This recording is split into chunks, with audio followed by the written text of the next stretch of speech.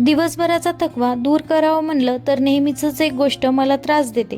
ते काय ते पुढे सांगतेच. हाय हॅलो नमस्ते, स्वागत आहे तुमचं माझ्या छोट्याशा मिनी ब्लॉगमध्ये.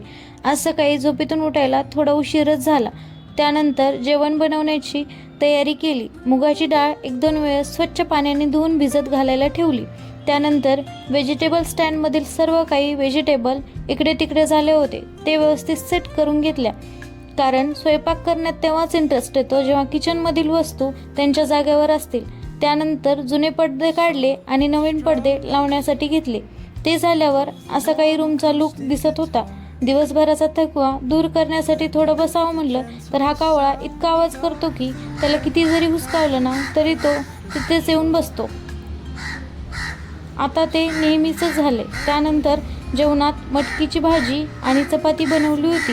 तर असा होता माझा आजचा दिवस. तुम्हाला कसा वाटला ते कमेंट बॉक्समध्ये नक्की सांगा.